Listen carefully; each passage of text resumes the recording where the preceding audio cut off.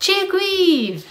So you have probably heard of Vivaldi, and you may have heard of Corelli, but you probably haven't heard of Francesco Saverio Geminiani. Baptized on the 5th of December 1687, he was an Italian violinist, composer, and music theorist. BBC Radio 3 has described him as now largely forgotten, but in his time considered almost a musical god, deemed to be the equal of Handel and Corelli. Geminiani studied under the violinist and composer Corelli in Rome and became one of the foremost representatives of his school. His future violin pupils would go on to call him Il Furibondo, the madman, because of his expressive rhythms. In 1714, he moved to London, and he was very successful there initially, composing and teaching.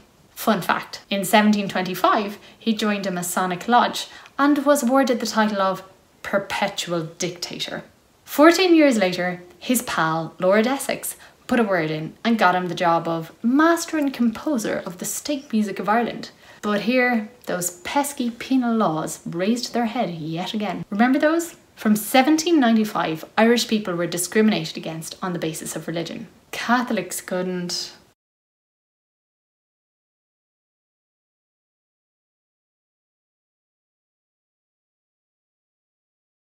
So because Geminiani was Catholic, the Prime Minister objected to him getting a state post. Ouch, that must have hurt. But also, the post would have been incompatible with his Catholic faith, so in the end, Geminiani didn't do the gig. Instead, it went to his student, Dubourg. Even back then, piracy was a problem in the music industry. And I don't mean the ones on the high seas. Unauthorised editions were reducing Geminiani's profits from his compositions. Geminiani loved visual art, so he had the idea of becoming an art dealer to supplement his income. From 1732, he travelled between Paris and London, buying and selling art. His nose for business, however, wasn't great, and he made some bad decisions. Deeply in debt, he was actually jailed for a short time when a creditor demanded payment. His good pal, the Earl of Essex, had to intervene to get him out. In 1733, another noble patron, the Baron of Tullamore, invited him to visit Dublin. And at that point, this must have seemed like a really good idea. So in 73, Geminiani moved to Dublin for around 4 months, to the lower end of Dame Street, to be precise, Spring Gardens, where he opened up a combination concert hall and art gallery called Geminiani's Great Room. The upstairs premises was for music and the rooms below for trading in pictures. Doesn't that just sound idyllic? If I had a few hours free on a Saturday in Dublin, I would totally have gone there. In 1734, he either shuttled between Dublin and London or he moved back to London. But we know that from 1737 to 1740, the entrepreneurial Geminiani was back in Dublin, giving private concerts, teaching lessons, art dealing, and publishing more compositions. So there was at least 2 periods, the first one lasting 4 months, and the second one lasting a year, when Geminiani was in Ireland and Carolyn was alive. In 1740, Geminiani headed off to Paris for a year to coordinate publishing more works, and then he returned to London. In 1759, he returned to Ireland to become the violin master of 21-year-old Charles Coote of Coote Hill in Roscommon. Wikipedia Warren alert. That Charles would go on to become the Count of Bellamont, and at the age of 35 was badly wounded in a duel with the Marquis Townshend. Townshend shot him in the groin.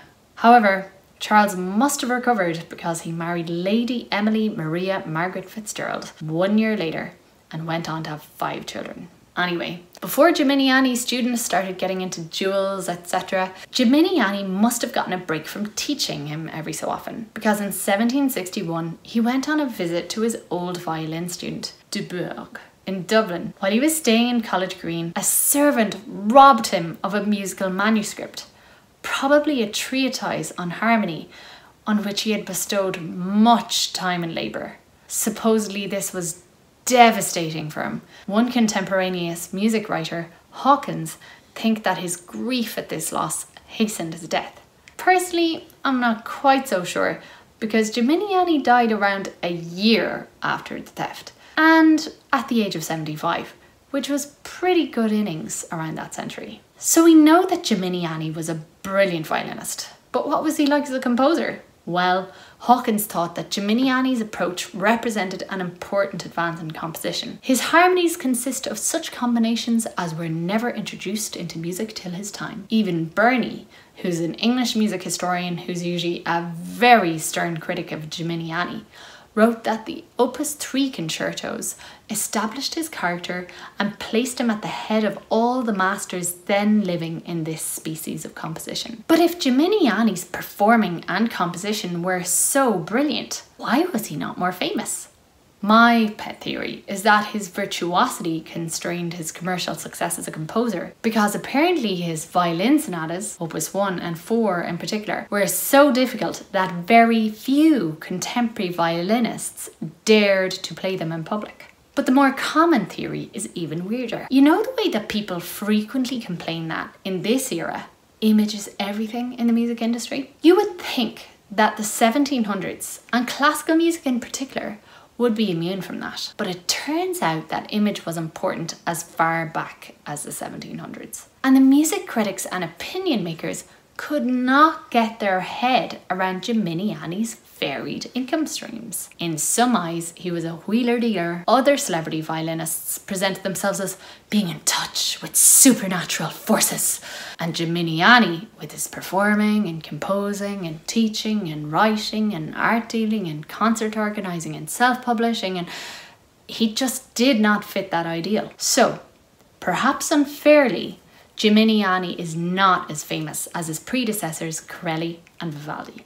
But I, a traditional Irish musician, know his name. And why on earth is that? It's because he was hanging out in Ireland at the same time as our most famous Irish harper and composer, Turlough Carlin, was around. And we think that they might have met. So come on with me to the next video, where I try and figure out the complex relationship between those two Italian and Irish musical maestros, Gimignani and Carlin.